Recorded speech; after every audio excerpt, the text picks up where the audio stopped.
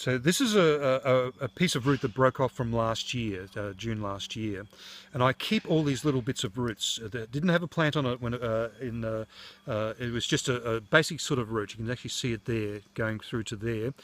Over a period of time, it's developed a little nodule at the end of it, and it's developing the roots on the bottom now, and it's come up as a little plant from June last year.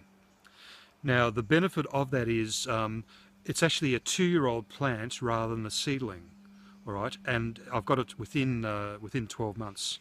All right, so you can actually see the roots there. You can see the original bit of root that broke off from the other plant. That's that bit there. Developed a nodule. This has all happened since about June last year, so, and it's March now, isn't it? So, so in about 9 months, I've actually got a 2-year-old plant that you don't have to worry about collecting seed and that sort of thing as well. So all these containers over here, if you want to, this has got all little roots on it like that, and there might be 100, 150, 200 cuttings in each of these containers, but you can see other plants coming up. There's another plant there.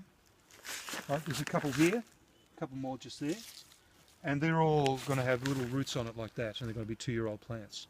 So I can leave it in there till they come up in the springtime, because they'll go dormant in winter when it gets cooler, and let them harden up a little bit in the containers. And when they come up, say in springtime, I'll dig those ones out and put them into small pots, you know, say 3 or 4 inch pots or something, give them their own little environment to live in.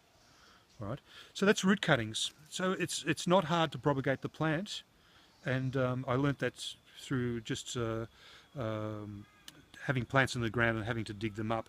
Some broke off, and then 6 months later I noticed some little plants in that area, and that's how I learnt that you could actually propagate from root cuttings from the golden seal plant. So theoretically, if you have 5 or 6 large plants, you could actually trim the plants each year with the roots, and do a whole lot of root cuttings, and actually create a lot of small plants from those root cuttings the following year. Even if you collect your own seed, you can probably have little seedlings, but you'll have 2-year-old plants as well. And that's what I've always promoted. It makes sense to buy large plants because you're getting quicker into the industry. They are more expensive, obviously, because you're selling your